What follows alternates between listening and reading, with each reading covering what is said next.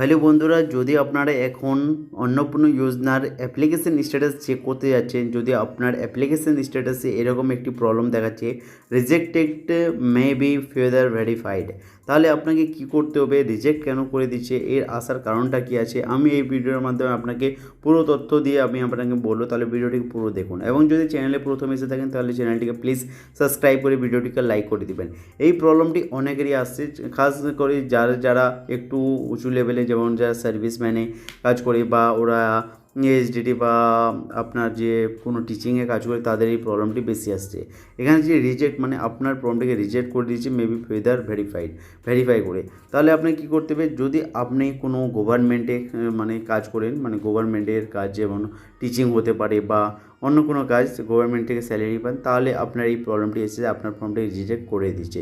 যেমন আপনাকে মানে মনে আছে যে গভর্নমেন্ট থেকে বলা হয়েছে যে কোনো গভর্নমেন্টে যদি কাজ করেন তাহলে আপনি অন্নপূর্ণা যোজনার এই যে আপনার ফিচারটা আছে এটা আপনি পাবেন না। বা আপনি যদি আশাকর্মীতে কাজ করেন বা আপনি অন্য কোনো গভর্নমেন্টে কাজ করেন সেক্টরে, যদি আপনার নাম থাকে, তাহলে আপনার অন্নপূর্ণা যোজনার এই রিজেক্ট ফর্মটি, এই রিজেক্ট অপশানটি আপনাকে দেখা যাবে। তাহলে আপনার ফর্মটি রিজেক্ট করেছে। যদি রিজেক্ট আপনি যদি কোনো অনলাইন বা গভর্নমেন্টে যদি না কাজ করেন, তবুও যদি আপনার এই যে অ্যাপ্লিকেশানটি রিজেক্ট করে দিচ্ছে, তাহলে আপনি আপনার নিকটবর্তী পৌরসভা, মিউনিসিপ্যালিটিতে বা পঞ্চায়েত অফিসে যোগাযোগ করুন, আপনার এটা ঠিক করে দেবে। যদি আপনি সরকারি চাকরি করেন তাহলে আপনাকে এটা আর কোনো কিছু করতে হবে না, আপনার ফর্মটি রিজেক্টই থাকবে।